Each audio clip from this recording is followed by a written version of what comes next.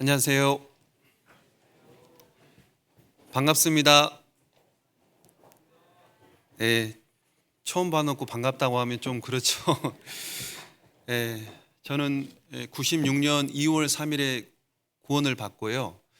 광주교회에서 그리고 순천교회에서 여수교회에서 그리고 서울에서 신앙생활 하다가 아니다. 여수까지 신앙생활 하다가 여수에서 이제 부름받고 서울에서 전도인 생활을 조금 하고 그리고 안산에 지금 간지 한 6년 정도 됐습니다. 우리 형제자매들 처음 뵙지만 그래도 같은 사랑 가지고 같은 믿음을 가지고 있기 때문에 그래서 반갑다고 인사드릴 수 있는 것 같습니다. 반갑죠? 네, 같이 기도하고 오늘 말씀 배워보겠습니다. 살아계신 하나님 아버지, 참으로 감사합니다. 많은 사람들 가운데서 먼저 저희들을 불러주시고 죄에서 구원해 주셔서 영원한 천국에 들어갈 수 있는 확실한 믿음과 소망을 갖게 해주셔서 감사를 드립니다. 더욱이 구원받은 이후에 세상 가운데 방황하지 않고 주님의 몸된 교회 안에 붙어서 주님 오시는 그날까지 형제자매들과 교제 나누며 말씀 배우며 또 복음을 위해 살아갈 수 있도록 은혜를 베풀어 주심에 진심으로 감사를 드립니다. 우리 의정부교회 형제자매님들 주님 오시는 그날까지 믿음 생활을 끝까지 잘 지켜갈 수 있도록 도와주시고 무엇보다 늘 하나님을 가까이 하는 삶을 통해서 아직 구원받지 못한 가족들이나 친족들에게 복음을 전하는 일에 더욱더 힘쓸 수 있도록 도와주시기 원하고 바랍니다.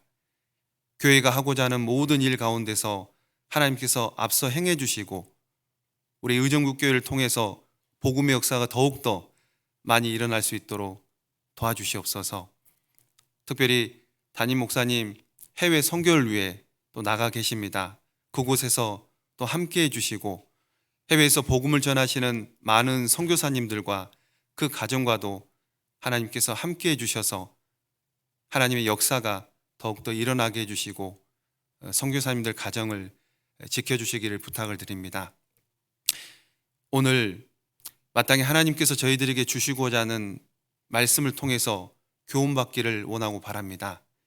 주일 아침에 이곳에 모여서 하나님의 말씀을 듣고 교훈을 받아야 되는데도 불구하고 여러 가지 사정으로 혹 육신의 질병으로 어려움으로 이 자리에 참석하지 못한 분들이 있다면 다음에는 꼭 참여할 수 있도록 도와주시고 마음이 넘어져서 참여하지 못한 분들 또한 그 마음을 회복시켜 주시기를 부탁을 드립니다. 이 자리에 참여하신 우리 형제자매님들 모두에게 필요한 말씀으로 마음에 새겨지기를 원하고 바랍니다. 시작부터 마치는 시간까지 우리 가운데 주 성령께서 함께 해주시고 하나님께서 우리 가운데 함께 하심을 믿는 귀한 시간이 되기를 원하고 바라며 저희를 사랑하시고 죄에서 구원해 주신 고마우신 예수님의 이름으로 기도드립니다. 아멘. 성경 잠언 4장을 찾으시겠습니다.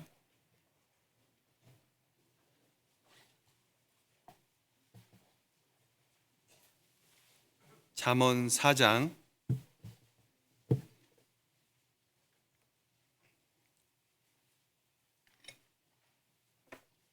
20절부터 23절까지입니다.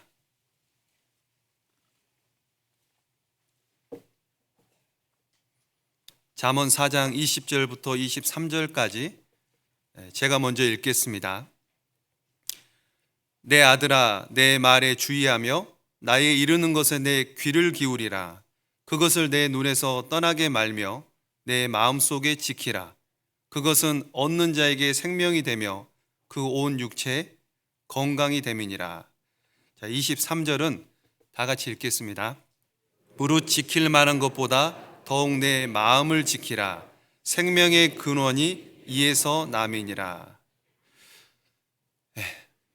우리가 이 세상에서 지키기 가장 어려운 것이 있다면 그것은 바로 마음일 겁니다.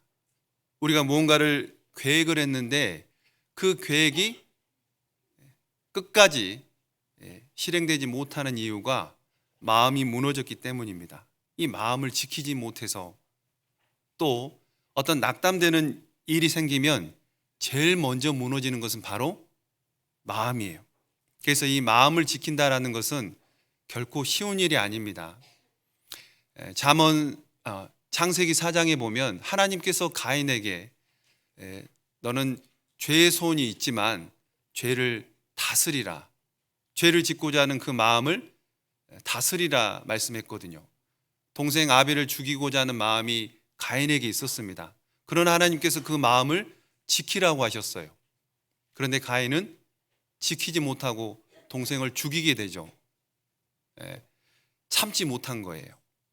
참으는 자 셋이면 살인을 면한다, 살인을 피한다, 그런 말이 있는데 참지 못하고 결국은 동생을 죽였죠.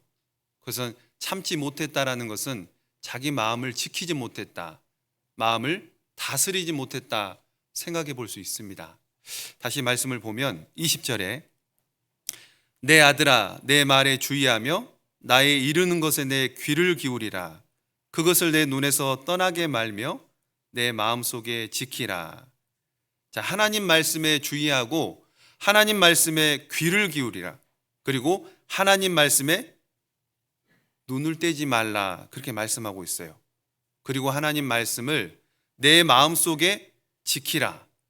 하나님 말씀을 마음속에서 지키라는 겁니다. 그래서 말씀을 마음에 새기는 것, 그것이 지키는 것이라고도 할 수 있어요. 그런데 참 신기한 것은 우리 마음이라는 것은 분명히 마음이 내 것이지만 내 마음대로 할 수 없는 것 또한 우리의 마음이에요. 그러지 않습니까? 내가 왜 이런지 몰라. 도대체 왜 이런지 몰라. 저는 그냥 읽기만 했습니다. 꼬집어 말할 수는 없어도, 그 다음에 뭐죠? 서러운 마음 나도 몰라. 어디서 많이 들어봤기 때문에 다들 웃으셨는데, 서러운 자기 마음을 자기도 모른다라는 겁니다. 이제야 하는 줄은 아는데 그 잊을 수 없는 그 마음 때문에 두 눈에 눈물이 고인다, 그런 가사가 있더라고요. 아마 사랑하는 님이 다른 사람에게 갔나 봅니다. 그래서 이제야 하는 줄은 아는데 이 마음이 또 그렇지 않은 거예요. 잊어야 된다는 걸 아는데도 잊을 수가 없으니까 두 눈에는 눈물만 고이는 겁니다. 마음은 분명 내 것이지만 내 마음대로 할 수 없는 것 또한 이 내 마음이에요. 그래서 이 세상에서 가장 지키기 어려운 것은 바로 마음이라고 할 수 있어요. 23절에 무릇 지킬 만한 것보다 더욱 내 마음을 지키라.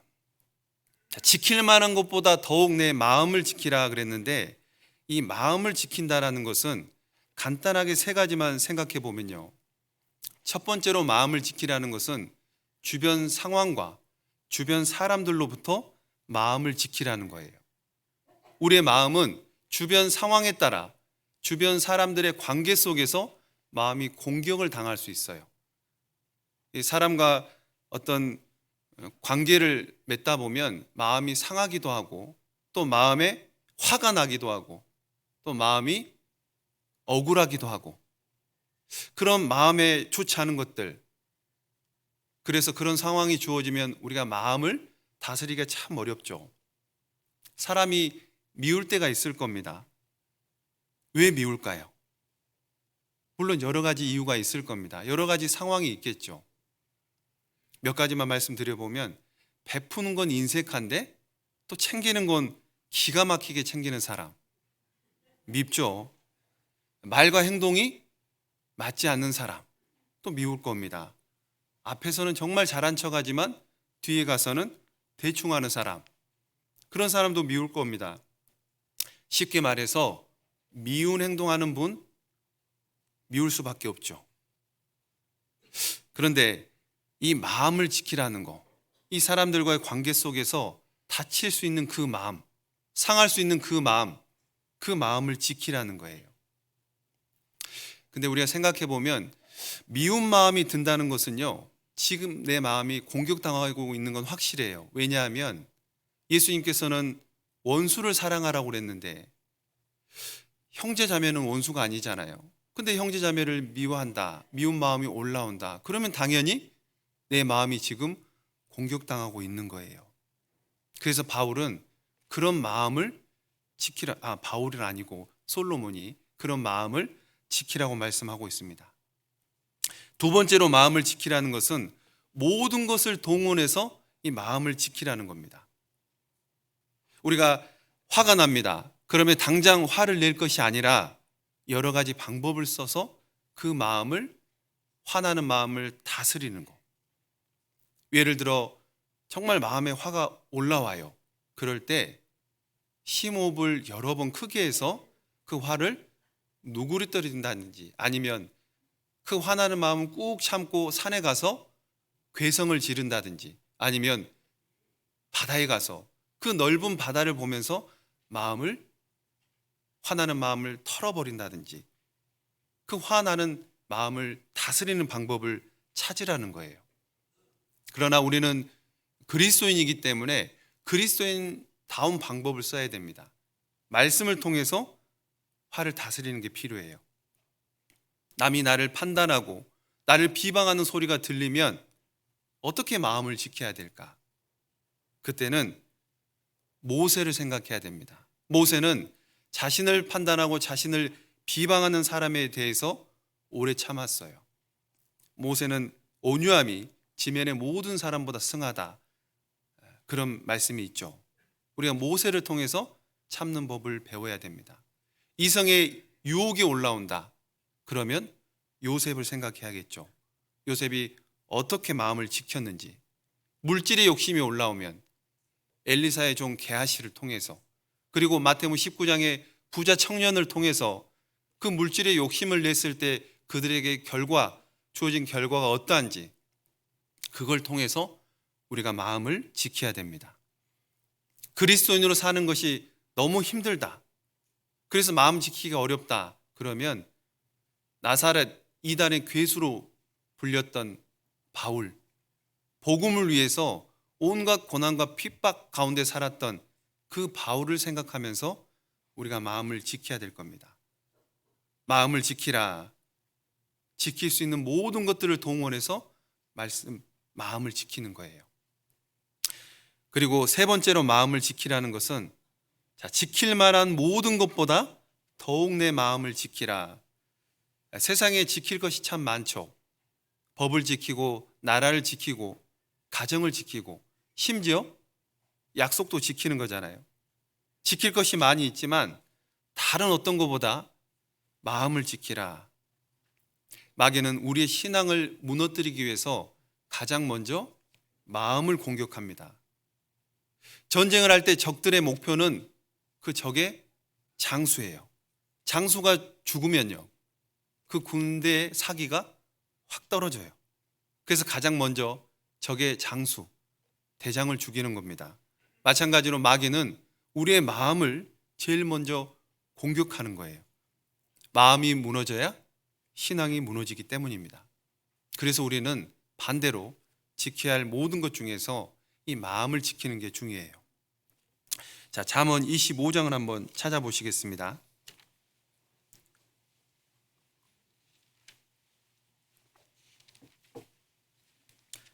잠언 25장 28절입니다.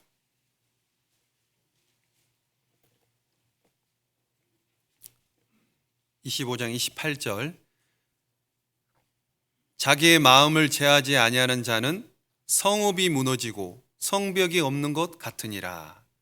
자기의 마음, 감정을 다스리지 못하는 사람을 무너진 성벽에 비유하고 있습니다.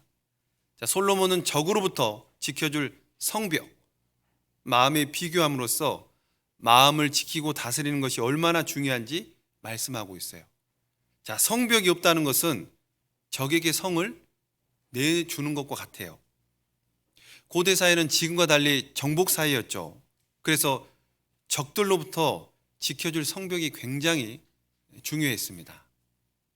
제가 언젠가 안시성이라는 그 영화를 본 적이 있는데, 그 안시성을 지키는 장수가 양만춘입니다. 그 양만춘 장군이 안시성을 지키고 있는데 당태종이 당나라 대군을 이끌고 그 안시성 앞에 온 거예요. 한순간에 쑥대밭이 될 수 있는 그 안시성. 그런데 당태종이 그 조그만한 안시성을 무너뜨리지 못하고 결국은 돌아가게 됩니다. 그 이유가 성벽을 끝까지 지켰거든요. 만약에 성벽이 무너졌더라면 당나라의 군대에 의해서 이 안시성은 완전히 짓밟혔겠죠. 그만큼 성벽은 중요한 겁니다. 근데 우리 마음이 그 성벽과 같다라는 거예요. 그 마음의 성벽이 무너지면 우리 안에 마귀가 쉽게 역사할 수 있는 겁니다. 그래서 세상 것들이 너무나 쉽게 우리의 마음을 흔들 수가 있다라는 거예요. 그래서 그 마음의 성벽이 무너지지 않도록 잘 지키는 게 필요합니다. 미워하는 마음이 올라온다. 그러면 그냥 그대로 미워하면 안 됩니다. 미워하는 마음이 올라왔는데 미워한다. 그러면 마음의 성벽이 무너진 거예요. 무너지지 않도록 그 미워하는 마음을 상쇄시켜야 되는 거예요. 그것이 마음을 지키는 거겠죠. 만약에 미워하는 마음을 그대로 미워하게 되면 마귀는 그것을 이용을 해서 더 많은 좋지 않은 상황들을 만드는 겁니다. 그래서 우리가 성읍을 지키는 것처럼 이 마음을 지키는 게 참으로 중요해요. 솔로몬은 지킬 만한 모든 것보다 마음을 지키라고 하면서 이 마음이 생명의 근원이라고 말씀하고 있어요. 자, 다시 잠언 4장. 여기는 좀 체크를 하시면 좋을 것 같습니다. 잠언 4장 23절입니다.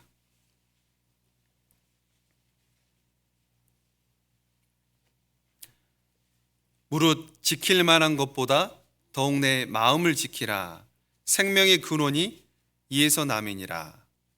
자, 생명의 근원이 마음에서 난다라고 했는데 생명의 근원이 마음에서 난다라는 것은 삶의 활력이 마음으로부터 나온다라는 겁니다.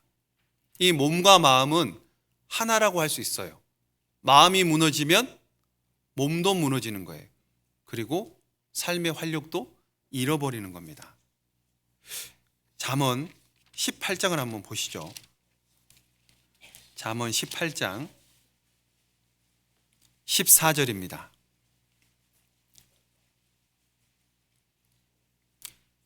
이 말씀은 같이 한번 읽어보겠습니다. 사람의 심령은 그 병을 능히 이기려니와 심령이 상하면 그것을 누가 일으키겠느냐. 자, 사람의 심령, 마음이죠. 그 심령을 능히 이긴다. 병을. 사람의 심령이 병을 능히 이긴다라는 것은 마음이 건강한 사람, 정신이 건강한 사람은 몸에 질병이 와도 그 병을 이길 수 있다. 그런 말씀입니다.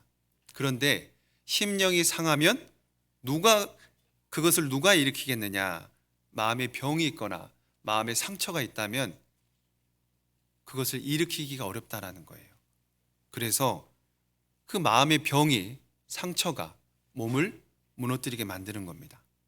그래서 마음을 지키는 것은 곧 건강을 지키는 것과 같다라고 생각해 볼 수 있어요. 한 장 앞으로 넘겨서 잠언 17장 22절입니다.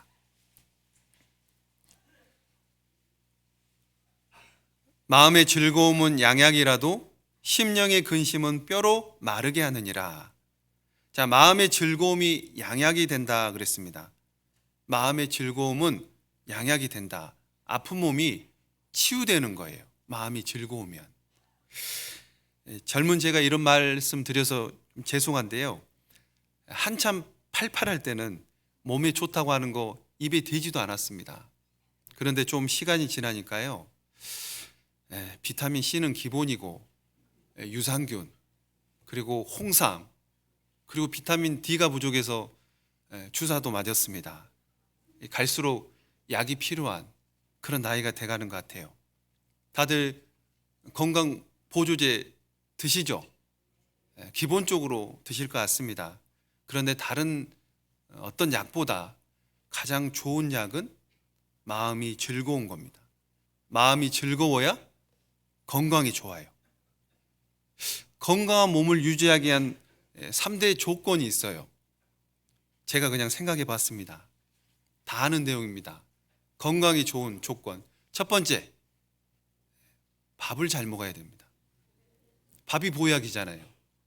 두 번째, 잠을 잘 자야 됩니다. 또 잠이 그냥 잠도 아니고 꿀잠이라 그랬잖아요. 잠이 보약입니다. 세 번째로, 마음이 즐거워야 됩니다. 마음이 즐거운 것은 양약이라 그랬잖아요. 양약. 그래서 많이 웃으면 좋아요. 되도록이면 많이 웃었으면 좋겠습니다. 오늘 아침에 나오면서 얼굴을 찌푸리고 나오셨어요? 아니면 기쁜 마음으로 거울 보면서 웃고 나오셨어요? 아니면 아무 생각 없으셨어요? 오늘 하루가 좀 즐거운 주일의 날, 주님의 날이잖아요. 주일. 그래서 즐거운 기쁜 날이 됐으면 참 좋겠습니다. 22절 뒷부분에는 심령의 근심은 뼈로 마르게 하느니라. 분명 마음의 즐거움은 양약이지만 마음의 근심은 뼈로 마르게 한다 그랬습니다. 이 뼈가 마른다라는 것은 사실 굉장히 심각한 거예요. 뼈 속에는 골수가 있어서 그 골수에서 피를 만들어내잖아요. 그런데 뼈가 마르면 피를 제대로 공급하지 못하는 겁니다.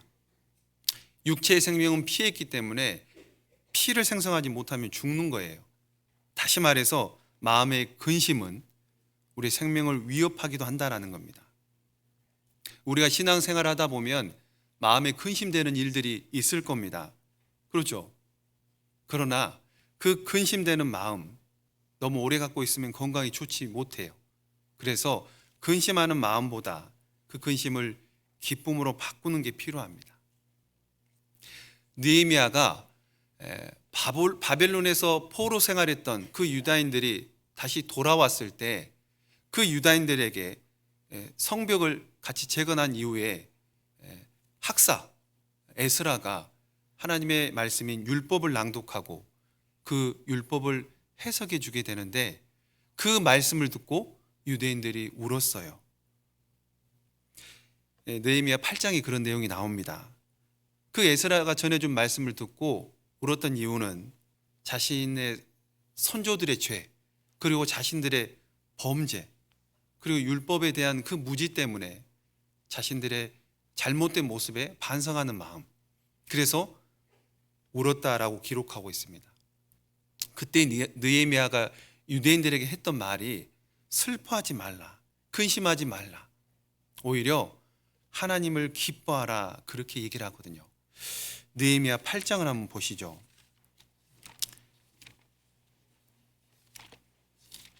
느헤미야 8장 9절입니다. 구약성경 738페이지입니다.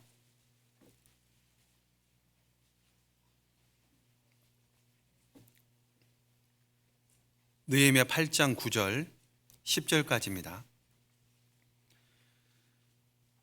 백성이 율법의 말씀을 듣고 다 우는지라. 총독 느헤미야와 제사장 겸 학사 에스라와 백성을 가르치는 레위 사람들이 모든 백성에게 이르기를 오늘은 너희 하나님 여호와의 성일이니 슬퍼하지 말며 울지 말라 하고, 느헤미야가 또 이르기를 너희는 가서 살찐 것을 먹고 단 것을 마시되 예비치 못한 자에게는 너희가 나누어 주라. 그 다음부터는 같이 읽겠습니다. 이날은 우리 주의 성일이니 근심하지 말라. 여호와를 기뻐하는 것이 너희의 힘이니라 하고. 자, 이날은 우리 주의 성일이니 근심하지 말라. 자, 성일은 안식일입니다. 안식일은 하나님을 즐거워하는 날. 자, 즐거운 날이니까 근심하지 말라는 거예요. 오히려 하나님을 기뻐하라 그랬습니다. 데살로니가 전서 5장 16절에 항상 기뻐하라. 왜요? 왜 우리에게 기뻐하라고 말씀합니까? 기뻐할 거리를 주셨기 때문이에요. 하나님께서 우리를 구원하기 위해서 사람의 몸을 입고 이 땅에 오셨습니다. 하나님께서 나를 구원하기 위해 사람이 되주신 거예요. 그거 하나만으로 우리가 기뻐할 수 있잖아요. 때로는 주어진 환경, 상황 때문에 기뻐하지 못할 수 있습니다. 그러나 기뻐하라고 하신 것은 어떤 환경과 상황이 좋고 나쁨을 가지고서 기뻐하라는 게 아닙니다. 좋으면 기뻐하고 좋지 않으면 슬퍼하라, 그게 아니에요. 우리는 기뻐할 수 있는 그 거리를 하나님께서 주셨기 때문에 예를 들어 비 오나 눈 오나 바람이 부나 어떤 상황과 환경 가운데서도 우리는 기뻐할 수 있다는 겁니다. 값없이 우리를 구원해 주셨잖아요. 내가 천국 간다는 그 확실한 믿음과 소망보다 더 좋은 게 어디 있습니까? 우리는 이 세상의 환경, 때로는 힘들어도 잠깐인 겁니다. 우리가 가게 될 천국은 영원한 것이잖아요. 그 영원한 천국을 생각하면 이 땅에서의 잠깐의 어려움은 아무것도 아닌 거예요. 그래서 우리는 얼마든지 기뻐할 수 있습니다. 자, 마음의 근심은 뼈를 마르게 하지만 마음의 즐거움은 양약이 된다 말씀드렸죠. 그런데 양약이 되는 것이 또 하나 있어요. 하나님을 경외하는 것. 하나님을 경외하는 것이 우리 몸에 양약이 된다. 그리고 그 양약이 골수로 윤택하게 한다 그랬습니다. 잠언 3장을 한번 보시면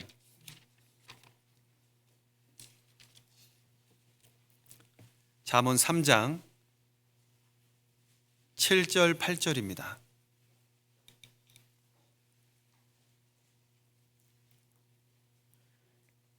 잠언 3장 7절 8절 스스로 지혜롭게 여기지 말지어다. 여호와를 경외하며 악을 떠날지어다. 이것이 내 몸에 양약이 되어 내 골수로 윤택하게 하리라. 자, 스스로 지혜롭게 여기지 말지어다. 여호와를 경외하며 악을 떠날지어다. 자, 여호와를 경외하며 악을 떠나는 것이 몸에 양약이 된다라는 거예요. 그리고 골수로 기름지게 하는 겁니다. 마음이 상하면 뼈가 마르지만 하나님을 경외하면 마음에 즐거움을 주기 때문에 뼈가 윤택하게 되는 거예요. 그래서 하나님을 기뻐하고 하나님을 경외하는 마음을 갖는 것이 건강을 지키는 비결이라고 생각해 볼 수 있습니다. 오늘 본문 한 장을 더 두 장 넘겨보시면 본문 4장을 보시면 22절에 그것은 얻는 자에게 생명이 되며 그 온 육체 건강이 됨이니라. 자, 하나님의 말씀을 얻는 자, 하나님의 말씀을 통해 하나님을 기뻐하고 하나님을 경외하는 마음을 갖는 것이 온 육체 건강이 됨이니라. 건강의 비결인 거예요. 우리는 몸의 건강을 위해서라도 하나님의 말씀을 통해 마음을 지키는 것이 정말 중요합니다. 지금 세상은 날로 악해져 가고 있잖아요. 뿐만 아니라 세상 쾌락이 우리 그리스도인의 마음까지 빼앗을 정도로 죄의 유혹이 너무나 강해요. 이런 악한 세대 가운데서 우리가 살고 있는데 우리의 마음을 지킨다라는 거 쉽지 않습니다. 그러나 우리가 이 악한 세대 가운데서 우리의 마음을 지켜야 됩니다. 하나님과 멀어지려고 하는 그런 마음, 그 마음을 지켜야 돼요. 마음이 멀어진다라는 것은 신앙생활을 하고는 있어요. 외형은 갖추고 있지만 그 마음이 형식화된, 화석화된 신앙이라고 생각해 볼 수 있습니다. 이스라엘 백성의 신앙이 그런 형식화된 신앙을 갖고 있었어요. 그래서 이사야 선지자가 한탄한 내용이 나옵니다. 이사야 29장을 보시면 이사야 29장 1절입니다.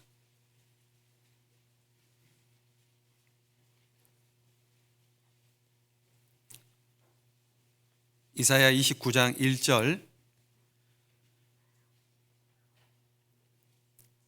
슬프다 아리엘이여 아리엘이여 다윗의 진친 성읍이여 연분연 절기가 돌아오려니와. 자, 언뜻 보면 내용이 좀 어려운 것 같죠. 내용을 보면 슬프다 아리엘이여, 아리엘은 밑에 나나주의 예루살렘을 가리킵니다. 그래서 슬프다 예루살렘이여 라고 읽어도 됩니다. 자, 슬프다 아리엘이여 아리엘이여. 자, 슬프다고 하면서 아리엘을 2번이나 사용했죠. 하나님의 위엄을 잃어버린 그 예루살렘, 이 예루살렘에 대해서 애통해하는 모습을 설명하는 겁니다. 슬프다, 아리엘이여 아리엘이여. 이 말씀이 선포될 당시에 남유다 백성의 신앙은 성전에 드려지는 그 제사의 형식은 갖추고 있었어요. 그런데 하나님을 향한 그 마음은 전혀 없었어요. 그냥 형식적으로만 제사를 드리고 있는 겁니다. 그 마음이 굳어버린 신앙, 그 신앙을 애통해하는 겁니다. 슬프다 아리엘이여 아리엘이여, 다윗의 진친 성읍이여. 다윗의 진친 성읍이라는 것은 하나님 마음에 합했던 그 다윗의 신앙, 그걸 지금 그리워하는 겁니다. 불행히도 남유다 백성들은 다윗의 그 좋은 신앙, 하나님 마음에 합한 신앙을 계승하지를 못했어요. 자, 연분연 절기가 돌아오려니와, 연분연 절기가 돌아온다라는 것은 예루살렘에서 해마다 짐승을 잡아 드리는 제사를 지내고 있다라는 겁니다. 그런데 짐승을 잡는 제사, 그 의식은 있는데 하나님께로 돌아가고자 하는 그 마음은 전혀 없다라는 거예요. 그래서 연분연 절기가 돌아온다는 것은 하나님께 제사 드리는데 의미 없는, 마음 없이 드리는 그런 형식적인 제사만을 드리고 있다. 그래서 남유다 백성들은 형식만 남은 죽은 신앙을 가지고 있었습니다. 그래서 13절을 보시면 주께서 가라사대 이 백성이 입으로는 나를 가까이하며 입술로는 나를 존경하나 그 마음은 내게서 멀리 떠나나니 그들이 나를 경외함은 사람의 계명으로 가르침을 받았을 뿐이라. 이 남유다 백성은 입으로는 하나님을 가까이 했어요. 입술로는 하나님을 존경하지만 그 마음은 하나님을 떠나 있습니다. 알맹이 없는 껍데기 신앙을 갖고 있는 거예요. 껍데기는 알맹이를 위해서 있는 겁니다. 그런데 그 껍데기밖에 없다. 뭔가 잘못됐죠. 뭔가 잘못돼도 한참 잘못된 겁니다. 제가 언젠가 큰 마음을 먹고 꽃게를 구입한 적이 있어요. 꽃게 가격이 만만치 않잖아요. 그래서 작은 마음으로는 지갑을 열기가 힘들어요. 차라리 이 돈으로 다른 건 먹지. 그래서 어쨌든 자매랑 큰 마음 먹고 꽃게를 샀습니다. 그리고 냄비에 쪘어요. 그리고 잔뜩 기대하는 마음으로 꽃게 등껍질을 딱 벗겼습니다. 근데 세상에 꽃게 속살이 꽉 찼을까요? 안 찼을까요? 안 찼으면 얘기 안 했겠죠. 꽃게 속이 꼭 남유다 백성의 모습과 똑 닮았습니다. 텅 비어 있는 거예요. 살이 하나도 없는 거예요. 이때 전라도 사투리로 뭐라고 하는 줄 아세요? 묵자껏 없다, 그런 얘기를 합니다. 웃는 거 보니까 전라도 분들이 많이 계시네요. 맛있는 걸 잔뜩 기대했다가 정말 그 큰 기대에 비해서 실망이 크잖아요. 우리가 소문난 잔치에 먹을 것 없다, 그런 말 하잖아요. 남유다 백성의 신앙이 마치 그와 같은 거예요. 입으로는 하나님을 존경하지만, 입술로는 하나님을 존경하지만 마음은 하나님을 멀리 떠나 있는 겁니다. 우리도 신앙생활 가운데 마음은 하나님과 멀어진 채로 종교적인 행위만 갖고 있지 않은지 생각해 봐야 돼요. 내 신앙이 형식만 가지고 있는 껍데기 신앙이 아닌지 생각해 봐야 됩니다. 주일에 교회당에 나와서 말씀을 듣고 봉사하고 교제 생활합니다. 그리고 집에 돌아가서는 교회에서 내가 했던 그 모습대로 말씀 보고 기도 생활합니까? 아니면 교회에서의 모습과 집에서의 모습이 너무나 차이가 있습니까? 생각해 봐야 돼요. 우리의 눈과 귀는요, 매일 세상의 더러운 찌끼들을 접하게 됩니다. 그래서 말씀으로 그 찌끼들을 없애야 돼요. 말씀을 들으러 왔는데 이 말씀이 마음에 전혀 남는 것이 없고 새겨지지 않으면요, 집에서의 모습이 변하지 않아요. 세상의 찢기들이 그대로 있는 채로 또 세상을 살아갑니다. 우리가 세상 사람들과 다른 것이 무엇일까요? 세상 사람들과 무슨 차이가 있을까요? 말씀입니다. 우리에게는 세상 사람들에게는 없는 말씀이 있어요. 이 말씀이 우리의 마음을 새롭게 하고 이 말씀이 우리의 마음을 위로해 줍니다. 심지어 이 말씀이 우리의 마음을 채찍질하기도 합니다. 우리에게는 바르게 함고 의로 교육하게 유익한 이 말씀이 있어요. 이 말씀을 통해서 우리가 세상 사람과 다르다는 것을 보여주잖아요. 그래서 세상 사람들과 다르게 살아가는 겁니다. 그런데 말씀이 마음이 없고 말씀이 새겨지지 않는다. 그러면 남유다 백성들처럼 마당만 받는 그런 신앙이 될 수가 있어요. 마당만 받는 신앙은 비틀거리고 흔들릴 수가 있습니다. 제가 청년 형제하고 상담을 하다가요, 교제에 잘 나오지 않는 형제에 대한 얘기를 들었어요. 그 형제가 왜 교제에 나오지 않냐면 우리 교회는 꼭 구원받은, 그러니까 교회에 나온 형제 자매들끼리만 결혼해야 되는 게 너무 마음에 안 든다는 겁니다. 그래서 교회에 안 나온다는 거예요. 아니, 구원받은 형제 자매끼리 결혼하는 게 뭐 잘못된 겁니까? 너무나 당연한 거잖아요. 그런데 그것을 이상하게 생각하는 거예요.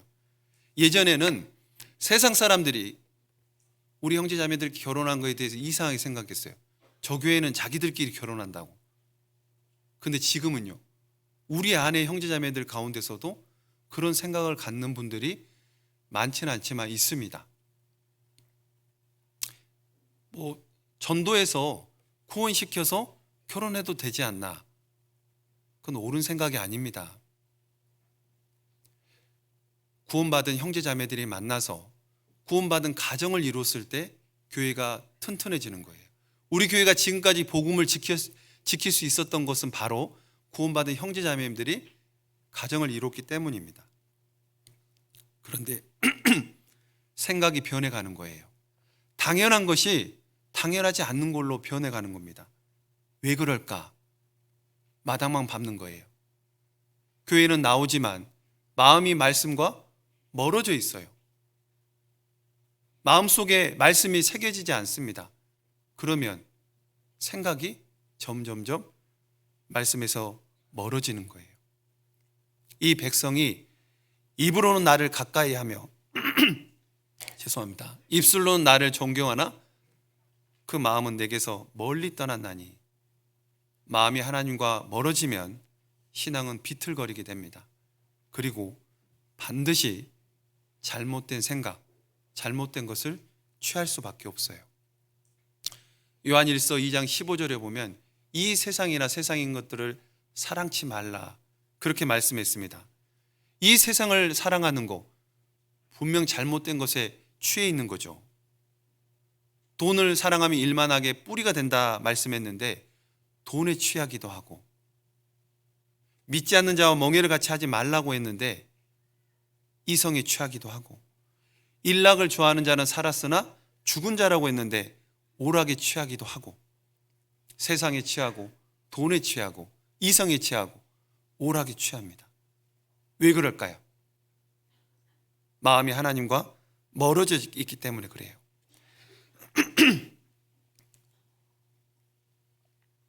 우리는 지금 만물의 마지막 때를 살고 있습니다. 베드로 사도가 베드로전서 4장 7절에 만물의 마지막이 가까웠으니 그러므로 너희는 정신을 차리고 근신하여 기도하라 그랬죠. 정신을 차리라 말씀했습니다. 왜 정신을 차리라 했을까요? 잘못된 생각, 잘못된 생활, 잘못된 것에 마음을 빼앗길 수 있기 때문에 정신을 차리라는 거예요. 베드로후서 3장에 보면 이 모든 것이 이렇게 풀어지리니 너희가 어떠한 사람이 되어야 마땅하느냐. 만물의 마지막이 가까웠는데 너희가 어떠한 사람이 되는 게 마땅하겠냐. 더욱 주의 일에 힘써야 되는데 세상의 잘못된 것에 취해서 비틀거리지는 않는지. 우리는 하나님의 날이 임하기를 바라보고 간절히 사모하는 그런 마음으로 하나님을 가까이 해야 됩니다. 하나님과 멀어지는 것이 아니라 하나님을 가까이 해야 돼요. 하나님을 가까이 해야만 하나님께서 가까이 해주신다 말씀했잖아요. 마음을 하나님께로 해야 됩니다. 마음이 하나님과 멀어지면 저주를 받는다고 예레미야 선지자가 말했어요. 예레미야 17장 5절에 마음이 여호와에게서 떠난 그 사람은 저주를 받을 것이라. 얼마나 무서운 말입니까? 저주를 받을 것이라. 우리는 사람이 너 저주받아, 사람이 한 말도 깨름직하죠. 그런데 하나님께서 마음이 하나님에게서 떠난 그 사람은 저주를 받을 거다. 굉장히 무서운 말씀입니다. 사도 바울이 고린도전서 16장 22절에서 주를 사랑하지 않는 자는 저주를 받을 것이라 했습니다. 하나님을 사랑하지 않아도 저주를 받는다라는 겁니다. 마음이 하나님에게서 떠난 사람, 하나님을 사랑하지 않는 사람, 똑같이 저주를 받는다 그랬어요. 그래서 마음이 여호와에게서 떠난 사람이나 하나님을 사랑하지 않는 사람 같다고 할 수 있어요. 하나님을 사랑하지 않으면 마음이 하나님과 멀어지고, 마음이 하나님과 멀어지면 결국 하나님을 떠나게 된다라는 거예요. 그래서 오늘 드릴 말씀 중에 가장 강조하고 싶은 거예요. 하나님을 사랑하는 마음을 지키지 않으면 그 마음이 하나님과 멀어지고 결국에는 하나님을 떠나게 된다라는 거. 무릇 지킬 만한 것보다 더욱 내 마음을 지키라고 말씀했던 그 솔로몬은 누구보다 하나님을 사랑했던 사람입니다. 열왕기상 3장에 솔로몬이 하나님을 사랑했다고 기록이 되어 있어요. 그런데 하나님을 사랑했던 그 솔로몬이 마음이 변해버렸어요. 그 이유가 이방 여인들 때문이죠. 열왕기상 11장을 보시겠습니다.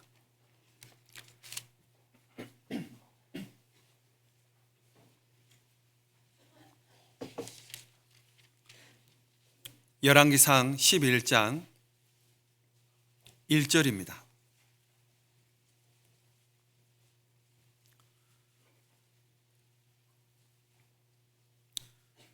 솔로몬 왕이 바로의 딸 외에 이방의 많은 여인을 사랑하였으니 곧 모압과 암몬과 에돔과 시돈과 헷 여인이라. 자, 솔로몬이 많은 이방 여인을 사랑했다라고 기록되어 있습니다. 사랑해서는 안 될 여인들을 솔로몬이 지금 사랑한 겁니다. 단순히 그 사랑이 사랑으로만 끝났을까요? 솔로몬이 사랑한 여인들이 결국에는 솔로몬의 마음을 돌이키게 만드는 거예요. 하나님을 사랑하는 그 마음을 돌이키게 만들었어요. 3절, 왕은 후비가 700인이요 빈장이 300인이라. 왕비들이 왕의 마음을 돌이켰더라. 솔로몬의 나이 늙을 때의 왕비들이 그 마음을 돌이켜 다른 신들을 좇게 하였으므로 왕의 마음이 그 붙인 다윗의 마음과 같지 아니하여 그 하나님 여호와 앞에 온전치 못하였으니. 자, 왕비가 된 이 이방 여인들이 솔로몬의 마음을 돌이키게 만들었어요. 그래서 온전히 하나님만 섬겼던 아버지 다윗과 달리 다른 마음을 갖게 됩니다. 4절 중간쯤 보시면 왕의 마음이 그 붙인 다윗의 마음과 같지 아니하여. 다윗은요 한 번도 우상을 섬긴 적이 없어요. 그런데 솔로몬이, 하나님을 사랑했던 솔로몬이 이방 여인으로 해서 우상을 섬기는 죄를 범하게 돼요. 다른 신을 좇고. 그래서 이 솔로몬이 우상을 섬기고 우상을 섬길 뿐만 아니라 그 우상을 위해서 집까지 지어줍니다. 7절에 모압에 가증한 그모스를 위하여 예루살렘 앞 산에 산당을 지었고 또 암몬 자손에 가증한 몰록을 위하여 그와 같이 하였으며. 모압 사람들이 섬기는 그 그모스 신, 암몬 사람들이 섬기는 몰록 신, 그 우상을 위해서 산당, 집을 지어줬다라는 겁니다. 가장 지혜로웠던 왕, 이 솔로몬이 우상을 위해 집을 지어준다. 이건 하나님을 사랑했을 때는 상상도 할 수 없는 일이죠. 그런데 이방 여인에게 마음을 빼앗겨 버리니까 아주 잘못된 길을 지금 솔로몬이 걸어간 거예요. 더 안타까운 것은 우상을 섬길 뿐만 아니라 이제 솔로몬 스스로가 마음을 돌이키고 하나님을 떠납니다. 9절입니다. 솔로몬이 마음을 돌이켜 이스라엘 하나님 여호와를 떠남으로 여호와께서 저에게 진노하시니라. 여호와께서 일찍이 2번이나 저에게 나타나시고. 자, 처음에는 이방 여인을 사랑하는 마음으로 시작을 했어요. 그런데 그 이방 여인으로 인해서 우상을 섬기는 죄를 짓게 되고, 나중에는 그 이방 신들을 섬기면서 하나님을 섬기는 마음에서 솔로몬이 스스로 이방 신으로 돌이킨 겁니다. 결국에는 하나님을 떠난 거예요. 하나님께서 2번이나 경고했지만 솔로몬이 듣지 않았습니다. 하나님을 사랑하는 마음에서 다른 것을 사랑하게 되면 그 마음은 반드시 하나님을 떠나게 돼 있습니다. 10절, 이 일에 대하여 명하사 다른 신을 좇지 말라 하였으나 저가 여호와의 명령을 지키지 않았으므로. 지혜와 총명이 심히 많은 솔로몬이었습니다. 하나님의 경고를 받고도 이미 돌아버린 마음 돌이킬 수가 없었어요. 이방 여인을 향해서 열었던 그 마음의 문이 하나님을 향해서는 닫히는 결과를 낳은 겁니다. 이 솔로몬이 사랑했던 이방 여인, 죄라고 할 수 있죠. 하나님을 사랑했던 솔로몬이 죄를 사랑하고 죄가 솔로몬의 마음을 돌이키고 솔로몬 스스로 죄를 짓기 위해 하나님과 멀어진 겁니다. 하나님을 사랑하고 하나님의 지혜가 있었을 때는 하나님의 법을 잊지 말라고, 마음으로 하나님의 명령을 지키라고 말씀했던 사람이 바로 솔로몬이었어요. 잠언 3장 1절에 내 아들아 나의 법을 잊어버리지 말고 내 마음으로 나의 명령을 지키라. 마음으로 하나님의 명령, 하나님의 말씀을 지키라고 했던 그 솔로몬이었어요. 그런데 왕비들로 인해서 하나님의 법을 잊어버렸어요. 이 솔로몬의 모습이 우리의 모습이 될 수 있습니다. 우리도 하나님을 사랑하는 마음에서 점점 세상을 사랑하는 마음으로 변해갈 수 있는 거예요. 세상에는 우리 눈에 보기 좋은 게 너무나 많아요. 재밌는 것도 많고 즐거운 것도 많습니다. 그런데 우리가 세상 재미와 즐거움에 빠진다면, 솔로몬이 우상을 위해서 집을 짓고 우상을 위해서 하나님을 돌이키는 것처럼 우리의 마음도 세상을 향해 여는 것과 같은 겁니다. 그런데 솔로몬이 세상 즐거움에 빠지는 것처럼, 우상에 빠지는 것처럼 세상 즐거움에 빠졌다 생각해 볼 수 있어요. 우리가 하나님을 사랑하는 마음에서 세상 사랑하는 마음으로 바뀐다면 우리는 하나님을 위해 아무것도 할 수 없는 쓸모없는 사람이 될 수 있습니다. 세상이 왜 악해져 갈까요? 불법이 성해서 많은 사람이 사랑이 식어져서요. 사랑이 없어서 그럴까요? 아닙니다. 사랑의 대상이 바뀌었기 때문에 그래요. 우리가 사는 시대는 자기를 사랑하고 돈을 사랑하고 쾌락 사랑하기를 하나님보다 더한다고 그랬습니다. 물론 하나님을 믿지 않는 세상 사람들에게 하는 말이겠지만, 과연 나는 세상 즐거움과 세상 쾌락보다 하나님을 더 사랑하는가 생각해 볼 문제입니다. 교회에 오는 것이 즐겁지 않다, 맞는 말씀 듣는 것이 즐겁지 않다, 마음에 병이 든 거예요. 처음에 구원받고 이 말씀이 얼마나 달달합니까? 그런데 어느 순간 이 말씀이, 꿀 같은 말씀이 꿀은 싹 빠져버려요. 그럴 수 있습니다. 구원받은 지 얼마 안 된 분들은 정말 이 말씀이 꿀 같잖아요. 말씀이 너무 좋잖아요. 그런데 시간이 지나면서 말씀의 단맛이 점점 빠져간다면 문제가 있는 겁니다. 최근에 상담한 분 중에 복음을 다 듣고 나서 이제 그분께 물었습니다. 마음이 어떠냐고. 그랬더니 그분의 눈가에 눈물이 촉촉히 내리면서 기쁨입니다, 그 한마디를 하는 거예요. 제가 그 기쁨이란 말을 듣는 순간에 물론 그분이 우는 것도 있었지만 저도 눈물이 나더라고요. 하나님의 사랑을 깨달았을 때 그 기쁨, 그 감사, 오래전에 느꼈지만 그분을 통해서 다시 한번 감사함을 생각해 봤습니다. 우리가 처음 하나님의 사랑을 깨달았을 때 얼마나 기뻤어요. 하나님이 살아계신 게 얼마나 감사했습니까? 하나님이 계신 것만 해도 너무나 감사했잖아요. 내가 죽음으로 끝이 아니구나, 영원한 천국에 갈 수 있구나. 말씀을 들으면 그냥 꿀 같은 말씀들.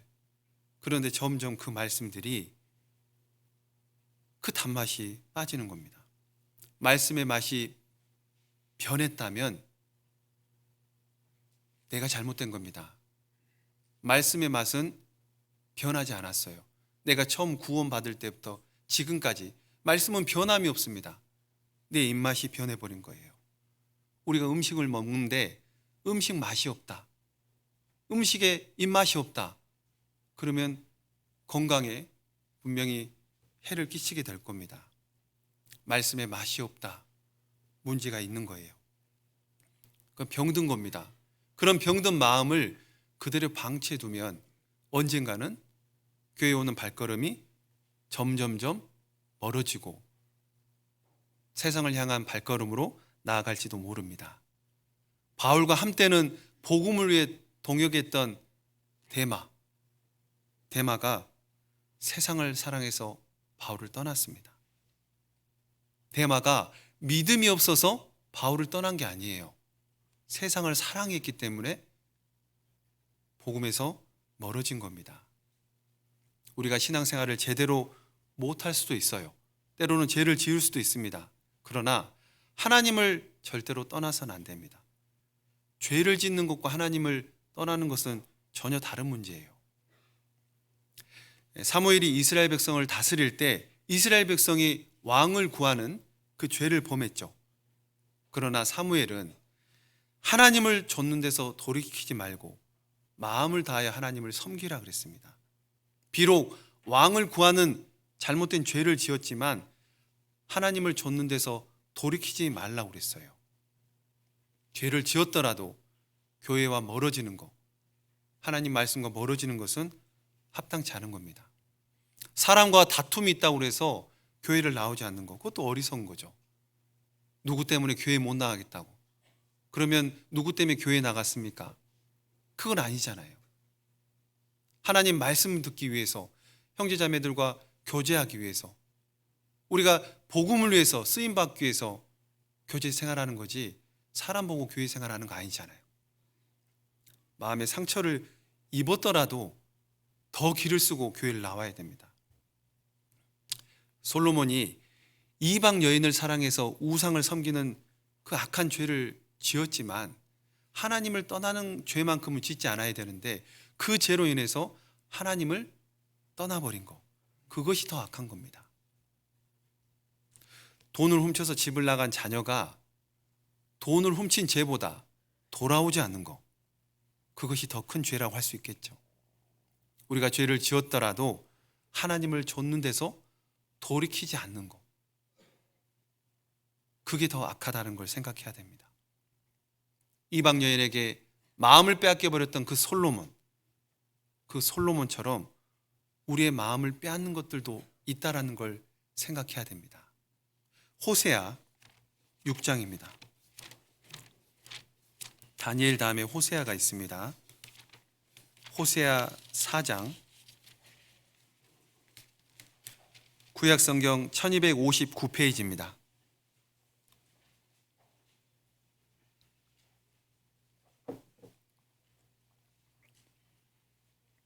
호세아 4장 11절,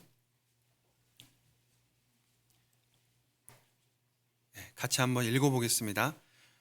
음행과 묵은 포도주와 새 포도주가 마음을 빼앗느니라.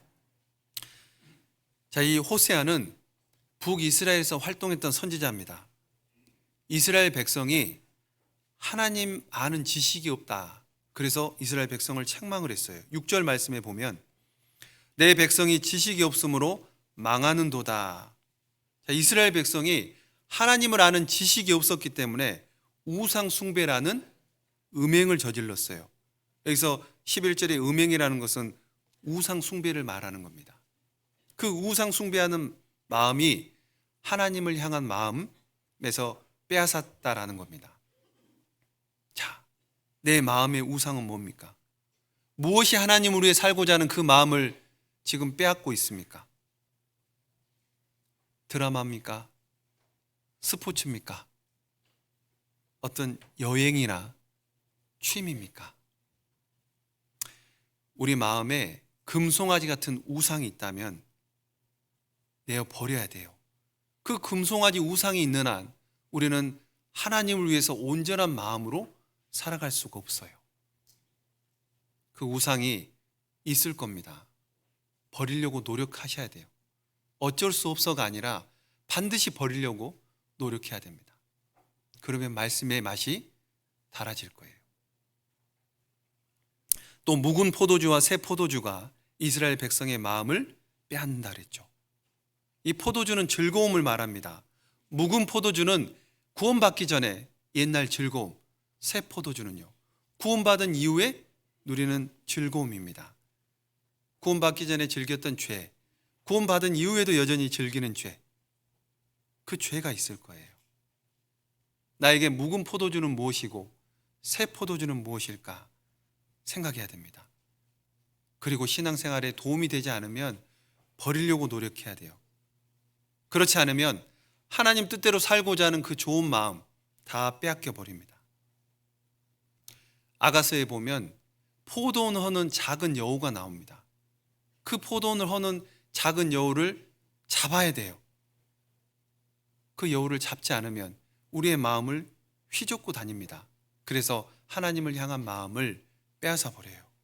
별것 아니라고 가볍게 여기고 심상하게 여겼던 그 죄가 우리를 넘어뜨리게 할 수 있습니다. 하루의 시작과 끝을 어떻게 보내고 계셔요? 하루를 어떻게 시작하고 하루를 끝을 어떻게 마무리하고 있습니까? 우리는 하나님을 생각하는 시간들을 많이 가져야 됩니다. 혹 하나님 생각하는 그런 시간들 많이 갖지 못한다면 빼앗기고 있는 겁니다. 마땅히 가져야 될 하나님 생각하는 시간 못 갖는다면 빼앗긴 거예요. 작은 여우가 휘젓고 다니면서 빼앗는 겁니다. 왜 내 안에 작은 여우를 잡지 못할까?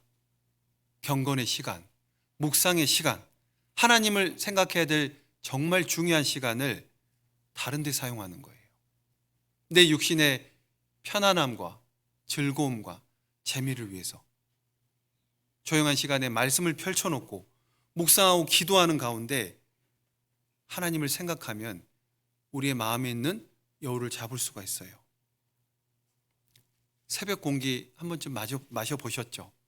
새벽 공기 어때요? 쾌쾌합니까? 상쾌하죠. 새벽 공기를 마시면 상쾌합니다.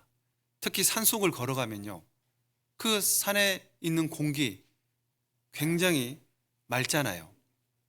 저희 안산교회는 뒷산이 있어요. 그래서 뒷산을 올라가면 그 맑은 공기가 이 정신을 맑게 해주는 것 같은 그런 기분이 들어요. 그래서 점심 이후에 종종 산을 걷기도 합니다. 그런데 차가 지나가는 도로는 어때요? 공기가 아주 답답하죠. 마스크를 쓸 정도로. 근데 우리가 이 생각을 해보죠. 산속에서 맑은 공기, 신선한 공기를 마시고 싶어요? 아니면 자동차가 지나가는 그 도로가에서 매연이 섞인 좋지 않은 공기를 마시고 싶어요? 다 산속에 맑은 공기 다 마시고 싶을 그런 마음이 있잖아요. 그렇다면 생각해 보죠.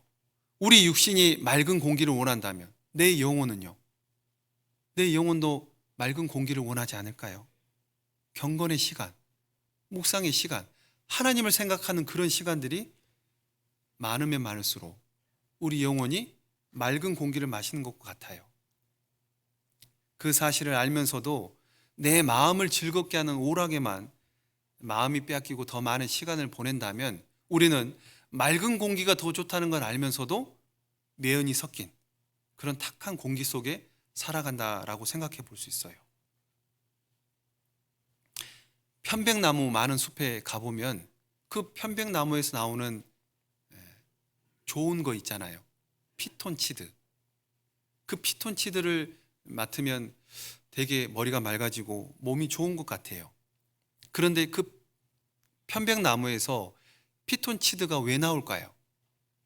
사람들에게 좋은 공기를 제공하기 위해서 그럴까요? 아닙니다. 이 피톤치드가 나오는 것은 해로운 해충, 벌레 그런 것으로부터 자신을 보호하기 위한 항균 물질이에요. 자신을 보호하기 위해서 피톤치드가 나오는 겁니다. 우리가 우리 자신을 보호하는 마치 피톤치드 같은 게 있어야 돼요. 힘들고 지칠 때 세상의 어떤 재밌는 오락이 우리의 마음을 위로가 주는 것이 아니라 힘들고 지칠 때 말씀이 우리에게 위로가 되고 찬양이 위로가 되고 형제자매의 교제가 위로가 되고 기도가 위로가 되고 때로는 전도하는 것이 위로가 되는 이런 피톤치드를 가지고 있어야 돼요. 그래서 세상 사람들은 세상 재미로 자신을 그렇게 살아가겠지만 우리 구원받은 형제자매님들은 말씀이 피톤치드가 되고 때로는 찬양이 피톤치드가 되고 때로는 형제자매님들의 교제가 기도가 우리를 지켜주는 피톤치드가 되면 좋겠다 싶습니다. 각자 그 피톤치드를 하나하나 가지고 있는 게 좋다 싶습니다. 다시 본문으로 가보겠습니다. 잠언 4장 23절입니다.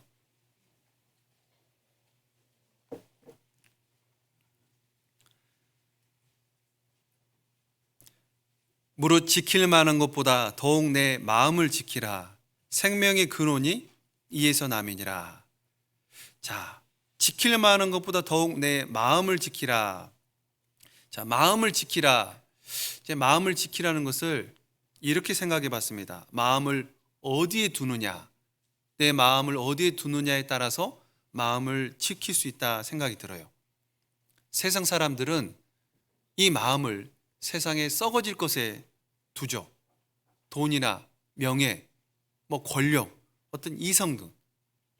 그런데 그 마음에는 하나님 두기는 싫어하죠. 로마서 1장에 보면 하나님을 마음에 두기 싫어한다라는 말씀이 있어요. 하나님을 알지 못하는 사람들은 하나님을 마음에 두기 싫어해요. 그런데 우리는요, 우리는 우리 마음에 하나님 두기를 좋아해야 됩니다. 하나님을 우리 마음에 둬야 돼요. 그런데 우리도 자칫 잘못하면 하나님을 알지 못하는 사람들처럼 우리 마음에 하나님을 두지 못할 때가 있어요. 로마서 1장 21절입니다.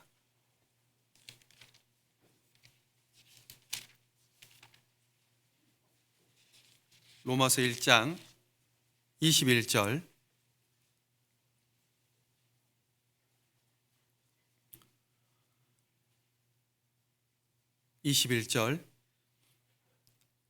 하나님을 알되 하나님으로 영화롭기도 아니하며 감사치도 아니하고 오히려 그 생각이 허망하여지며 미련한 마음이 어두워졌나니. 23절입니다. 썩어지지 아니하는 하나님의 영광을 썩어질 사람과 금수와 버러지 형상의 우상으로 바꾸었느니라. 자, 우리가 하나님을 알죠. 하나님을 알지만 하나님으로 영화롭게 아니할 수 있고 하나님께 감사하지 않을 수도 있고 오히려 생각이 허망하고 미련한 마음을 우리도 가질 수가 있어요. 세상 사람들만이 갖는 게 아닙니다. 또 썩어지지 아니하는 하나님의 영광을 썩어질 사람과 금수와 버러지 형상의 우상으로 바꾸었다. 우리가 하나님을 알지만 우리의 삶이 하나님을 위해, 하나님의 영광을 위해 살지 못하고 썩어질 것에 금수와 버러지 형상, 그 우상으로 바꾸는 삶을 살 수 있다라는 거예요. 하나님을 영광을 위해 살리는 게 아니라 나를 위해 살고 있지는 않은지, 다른 것에 내 마음을 두고 살고 있지 않은지 생각해야 됩니다. 내 중심에 하나님을 두지 않는다, 하나님을 모시지 않는다, 그러면 우리도 얼마든지 하나님을 알지 못하는 사람들처럼 허망한 것에 미련한 마음, 어두워질 수 있어요. 그래서 우리는 마음에 하나님 두기를 기뻐해야 됩니다. 마음을 지킨다라는 것은 우리의 마음에 하나님 두기를 좋아하는 거예요. 그러면 하나님 두기를 좋아하는 것이 구체적으로 뭘까? 간단하게만 4가지 살펴보겠습니다. 우리 마음을 어디에 둬야 되나? 그것이 곧 우리의 마음을 지키는 건데, 첫 번째로 말씀입니다. 우리 마음을 하나님 말씀에 둬야 돼요. 말씀에 둔다는 것은 행함으로 나타나는 걸 말합니다. 듣고 읽는 걸로 끝나는 게 아니에요. 우리가 말씀을 듣지만 행하지 않는다, 그러면 그 사람 속에는 말씀이 없는 겁니다. 빌립보서 4장에 보면 너희는 내게 배우고 받고 듣고 본 바를 행하라. 행하는 것이 말씀이 내 안에 있는 겁니다. 우리 형제자매님들 감동 아시죠? 감동. 어떨 때 감동되세요? 어떤 영화를 보면 감동이 되고 어떤 말씀을 들으면 감동이 되죠. 근데 정말 감동이 됩니까? 영화를 보고 감동된다는 말은 사실 틀렸어요. 말씀을 듣고 감동된다는 것도 행하지 않으면 틀린 말입니다. 왜냐하면 감동을 한자로 풀어보면 느낄 감, 움직일 동. 말씀을 듣고 그렇구나, 이것은 감이에요, 감. 그렇게 사는 것이 동, 움직이는 겁니다. 그게 감동인 거예요. 말씀을 듣고 배우고 깨달았다면 그렇게 사는 것이 감동인 거예요. 신명기 17장에도 보면 평생에 자기 옆에 두고 읽어서 그 하나님 여호와 경외하기를 배우며 이 율법의 모든 말과 이 규례를 지켜 행할 것이라. 자기 옆에 두고 읽기만 하는 것이 아니라 지켜 행하라는 겁니다. 말씀대로 살아가라는 거예요. 하나님의 말씀은 능력이 있습니다. 말씀 한마디에 이 우주 만물이 창조됐잖아요. 빛이 있으라. 그 능력의 말씀으로 빛이 생긴 겁니다. 5째 날 하늘에 궁창 있는 새가 나르라. 바다에는 물고기 있으라 그러니까요. 셀 수 없는 수만 가지 어마어마한 물고기들, 셀 수 없는 새들이 하나님 말씀 한마디에, 그 능력의 한 말씀에 그 모든 것이 창조됐다는 거. 말씀에는 능력이 있어요. 그래서 우리는 이 말씀을 우리 마음에 담아야 됩니다. 청년이 무엇으로 그 행실을 깨끗게 하리이까? 주의 말씀을 따라 삼갈 것이니다. 시편 119편 9절에 있죠. 그러면서 11절 말씀에 내가 주께 범죄치 아니하려 하여 주의 말씀을 내 마음에 두었나이다. 내가 죄를 짓지 않기 위해서 하나님의 말씀을 내 마음에 두었다라는 겁니다. 말씀을 두는 것이 우리의 마음을 지키는 거예요. 이 말씀은 믿는 자 속에서 역사한다라고 했습니다. 그래서 마음을 지킨다라는 것은 내 안에 말씀을 두는 거예요. 2번째로 마음을 두는 것은 교제의 마음을 둬야 돼요. 요한복음 15장 5절에 보면 나는 포도나무요 너희는 가지니 나를 떠나서는 너희가 아무것도 할 수 없다, 그런 말씀이 있죠. 교제를 떠나면 나는 죽는다, 그런 생각을 가지고 교제 생활 하셔야 됩니다. 제가 고2 때 구원을 받고 한 가지 깨달은 것은요, 물고기가 물을 떠나서 살 수 없듯이 그리스도인의 교회를 떠나서 살 수 없다. 저는 그때 깨달았어요. 그리고 27년 동안 단 한 번도 교회를 떠난 적이 없습니다. 물론 제가 잘해서 교회를 떠나지 않았다라기보다는 하나님께서 지금까지 제게 은혜를 베풀어 주셔서 지켜주셨다라는 생각이 듭니다. 우리가 교회와 멀어지는 것, 이것은 마음이 멀어지고 마음을 지킬 수가 없어요. 마음을 교회에 두는 것, 그것이 마음을 지키는 거예요. 간혹 혼자서도 신앙생활 할 수 있다고 혼자 개인적으로 성경 보고 혼자 기도하고 그런 분들이 있어요. 많지는 않지만 간혹 그런 분들이 있어요. 만약에 교회가 필요 없다면 하나님께서 왜 교회를 허락하셨을까요? 교회를 통해서 하나님은 일을 하시는 거예요. 교회를 통해서 역사합니다. 개인을 통해서는 크게 역사하지 않아요. 다 부족하고 다 가진 달란트가 다릅니다. 여럿이 모여서 진정하게 하나가 됐을 때 하나님은 크게 역사하는 거예요. 초대교회 때 사도행전 2장에 보면 모여서 떡을 떼고 마음을 함께 했기 때문에 구원받는 수가 날마다 늘어났던 겁니다. 혼자서 복음 전한다. 하나님께서는 역사하지 않을 거예요. 하나님께서 교회를 허락하셨다. 그리고 그 교회 안에 거하라고 하신 것은 교회를 통해서 일하시기 때문입니다. 그래서 성령께서 역사하시는 그 교회에 마음을 두는 것, 그것이 내 마음을 지키는 거라고 할 수 있습니다.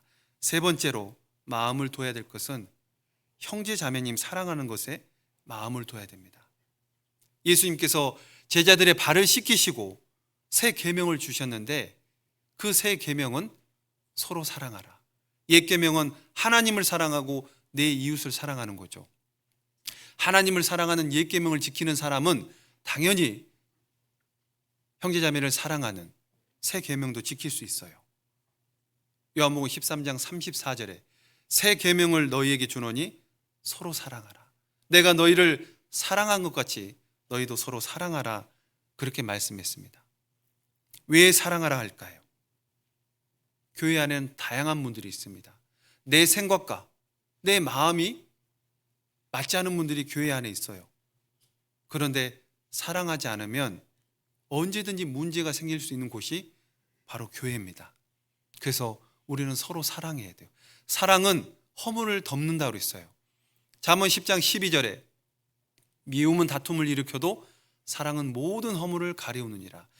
사랑하는 마음이 있냐 없냐에 따라서 우리가 바라보는 시선이 달라요. 내가 평상시에 사랑했던 형제가 혹은 자매가 커피를 가져가다가 내 옷에 쏟았어요. 어때요? 사랑하는 형제입니다. 사랑하는 자매예요. 괜찮다고 할 수 있잖아요. 마음은 싫어요? 마음도 괜찮아요. 그런데 좀 평상시에 마음에 안 드는 형제고 마음에 안 드는 자매예요. 같은 나라에 죄송합니다. 같은 하늘 아래 있다는 것도 싫어요. 그 정도로 싫은 마음입니다. 근데 지나가다가 커피를 쏟았어요. 어때요? 기분이 팍 상하지 않아요? 왜 똑같은 상황인데 앞에 형제 자매는 괜찮고 뒤에 형제 자매는 마음이 상할까요?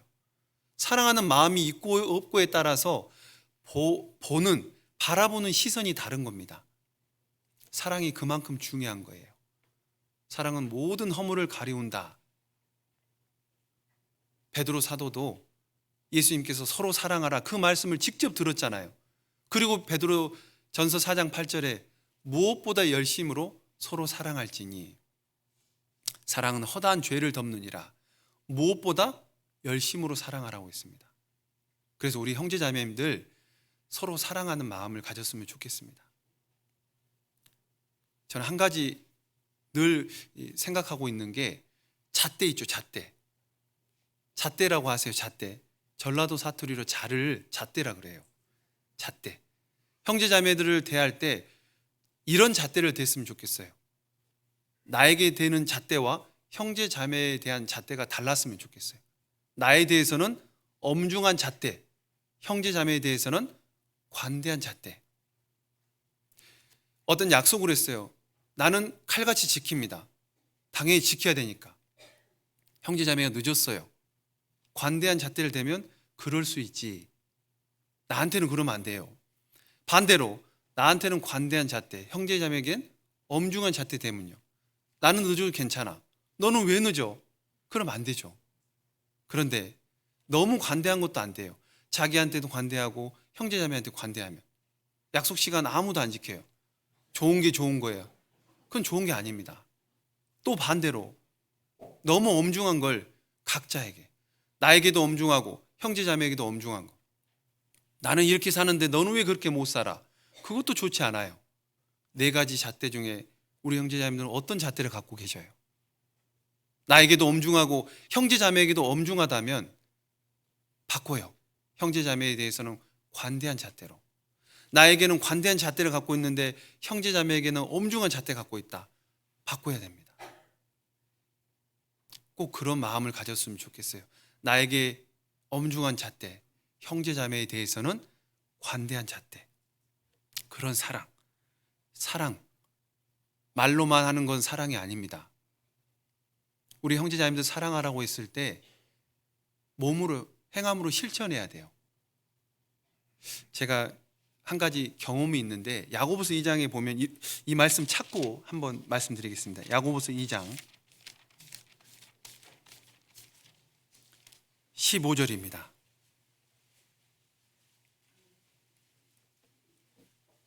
야고보서 2장 15절.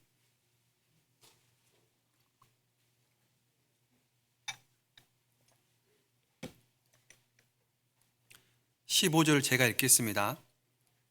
만일 형제나 자매가 헐벗고 일용할 양식이 없는데 너희 중에 누구든지 그에게 이르되 평안히 가라, 더웁게 하라, 배부르게 하라 하며 그 몸에 쓸 것을 주지 아니하면 무슨 이익이 있으리요. 자, 형제나 자매가 헐벗고 일용할 양식이 없는데 평안히 가라, 더웁게 하라, 배부르게 하라, 몸에 쓸 것을 주지 않으면 무슨 이익이 있으리요. 이 말씀은 말로만 하는 겁니다. 제가 청년 때 좀 자취 생활을 좀 했습니다. 그래서 신앙생활을 하는 가운데 어떤 한 어머니 자매님이 저만 볼 때마다 아침 꼭 챙겨 먹어야 된다고, 아침 안 먹으면 나중에 큰일 난다고, 속배리니까 꼭 챙겨 먹으라고 저만 볼 때마다 그 얘기를 하셔요. 어느 날은 도저히 아침 못 먹겠으면 누룽지라도 끓여 먹으라고. 그래서 제가 아이고 감사하다고 말은 그렇게 했죠. 그런데 마음속으로는 하나도 감사하지 않았어요. 왜냐하면 누룽지라도 한번 주시면서 얘기하시지, 한 번도 그런 주지도 않고 아침 꼭 챙겨 먹어라, 누룽지라도 끓여 먹어라. 말은 잘합니다. 말과 혀로만 사랑하는 건 사랑이 아니에요. 여기 딱 그런 말씀하잖아요. 형제자매가 헐벗고 일용할 양식이 없는데 더웁게 하라, 배부르게 하라. 쓸 거 주지 않으면서 좀 굶지 마라. 왜 굶고 다니냐고. 그 사정도 모르고. 그건 사랑이 아닙니다. 진짜 사랑은요, 베푸는 거예요. 실제로. 말로만 하는 사랑은 사랑이 아닙니다. 잠언 14장에 입술의 말은 궁핍을 이룰 뿐이니라, 그런 말씀을 했어요. 우리가 형제 자매를 정말 사랑한다면 식사도 대접해주고, 때로는 어떤 형제가 옷이 늘 그 옷만 입고 다닌다, 그러면 옷 한 벌 사주는 것도 괜찮아요. 그거는 다 남는 겁니다. 그래서 형제 자매를 사랑하는 거, 그것이 마음을 형제 자매에게 뒀을 때 우리의 마음이 지켜지는 겁니다. 네 번째로 마지막, 다섯 번째까지 있는데 죄송합니다. 마음을 둘고 쓰임 받는 것에 마음을 둬야 돼요. 쓰임 받는 곳에 마음을 뒀을 때 우리의 마음을 지킬 수 있습니다. 교회에서 어떤 봉사가 있다. 예를 들어서요, 우리 의정부교회에서 이제 집회를 앞두고 환경 미화를 한다고 봉사의 형제님들 10분이 필요합니다, 이런 광고가 나가요.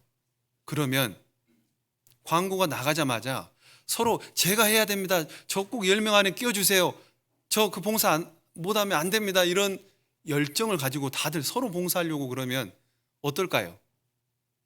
너무나 분위기가 좋지 않겠어요?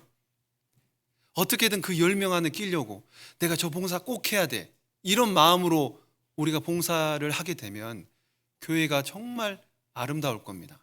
그런데 10명 봉사하라 그러니까 계산하는 거예요. 10명, 구역에서 한 명씩 가면 되겠네, 나는 안 해도 되겠지. 이런 마음은 마음을 두는 게 아니잖아요. 어떻게든 그 봉사하는 자리에 내가 빠지지 않으려고, 내가 그 안에 들어가야겠다, 그런 간절한 마음으로 거기에 참여하고자 하는 그 마음, 그게 쓰임 받는 거에 마음을 두는 거예요. 그렇게 쓰임 받고자 하는 마음을 두면 하나님 위해 살고자 하는 마음, 하나님을 경외하는 그 마음 지킬 수가 있는 겁니다. 그래서 쓰임 받고자 하는 그곳에 우리의 마음을 두는 거예요. 마지막으로 전도하는 그 일에 마음을 둬야 됩니다. 우리가 이 땅에 남아있는 가장 중요한 삶의 목적이자 이유가 바로 이 전도예요. 말씀을 배우고 기도하고 교제하고 봉사하는 것은 부수적인 겁니다. 결국은 복음을 전하기 위해서, 전도하기 위해서 준비되는 과정이에요. 전도하는 곳에 마음을 두지 않는다. 신앙생활을 아무리 잘해도 잘 못하고 있는 거예요.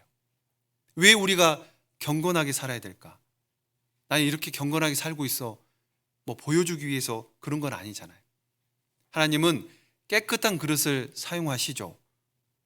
우리가 깨끗해지는 이유는 전도하기 위해서입니다. 왜 성경을 읽어요? 성경 지식을 많이 채우려고 하는 게 아닙니다.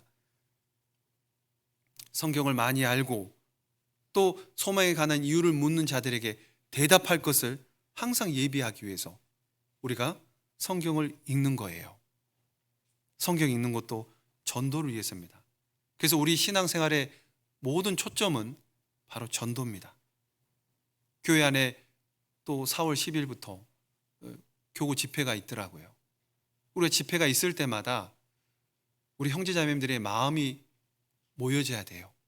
저도 내일부터 저희 교구 집회에 있어서 교구 식구들하고 교제 나누고 임원들하고 어떤 얘기를 했냐면 하루 3끼 밥 먹을 때마다 기도하라 했습니다. 아침에 일어날 때 기도하고 주무시기 전에 기도하고 밥 먹을 때마다 교회에 앉아있을 때마다 교구 집회를 위해서 기도하라고. 그래서 저도 개인적으로 계속 그렇게 기도해 왔어요. 그렇게 기도하니까 자꾸 집회에 대한 마음이 더 간절해지는 것 같아요. 집회를 앞두고 더 많이 기도하면 마음이 더 그곳에 간다라는 것을 생각해 볼 수 있어요.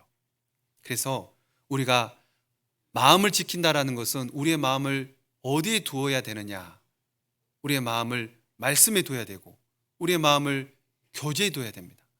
또 우리의 마음을 형제자매들 사랑하는 거에 마음을 둬야 되고 쓰임받는 곳에 우리의 마음을 둬야 됩니다. 그리고 전도하는 일에 마음을 둬야 돼요. 그것이 마음을 지키는 비결이라 할 수 있습니다. 마지막으로 마음이 염려가 되고 걱정되는 일들이 있어요. 어떤 걱정, 근심 때문에 마음을 지키기가 어려울 때가 있을 겁니다. 그럴 때 성경을 봐도 마음이 잘 진정되지 않아요. 그럴 때 어떻게 하면 좋을까요? 마음의 큰 걱정, 근심으로 인해서 물론 맡겨버리라 했죠. 무릎을 꿇고 하나님께 기도해야 됩니다. 아무것도 염려하지 말고 오직 모든 일에 기도와 간구로 너희 구할 것을 감사함으로 하나님께 아뢰라. 그리하면 모든 지각에 뛰어난 하나님의 평강이 그리스도 예수 안에서 너희 마음과 생각을 지키시리라. 우리의 마음과 생각을 지켜주시는 하나님께 아무것도 염려하지 말고 기도와 간구로 구해야 돼요. 답답하고 어려운 일이 생기면 생길수록 우리는 더욱더 하나님을 기대해야 됩니다. 기도는 하나님을 향해서 우리의 마음을 여는 거예요. 하나님은 다 알고 계시기 때문에 우리가 부르짖기를 원하실 겁니다. 그래서 우리의 마음과 생각을 지켜주실 그 하나님 늘 가까이 하는 우리 형제자매들이 됐으면 좋겠습니다. 같이 기도하겠습니다. 살아계신 하나님 아버지, 감사합니다. 영원하지 않은 이 세상에서 영원한 천국 소망 가운데 하루하루 살아갈 수 있도록 은혜 베풀어 주심에 감사를 드립니다. 우리 형제자매님들 하나님의 말씀을 가까이 하고 하나님을 경외하는 삶을 통해 세상과 멀어지고 또 세상으로 가는 우리의 마음을 더욱더 지켜주시기를 부탁을 드립니다. 연약하고 부족한 저희들 늘 말씀으로 교훈해 주시고 붙잡아 주시기를 원하고 바랍니다. 우리 의정부교회에서 계획하고 하고자 하는 모든 일들 가운데서 늘 하나님께서 앞서 행해 주시고 우리 형제자매들 각자의 신앙을 하나님께서 늘 지켜주시기를 부탁을 드립니다. 어떠한 형편과 상황 가운데서도 항상 하나님께 먼저 기대는 우리 형제자매들이 될 수 있도록 도와주시옵소서. 이 시간 이후에 있는 모든 일정 가운데서도 함께 해주시기를 원하고 바라며 저희를 사랑하시고 죄에서 구원해 주신 고마우신 예수님의 이름으로 기도드립니다. 아멘.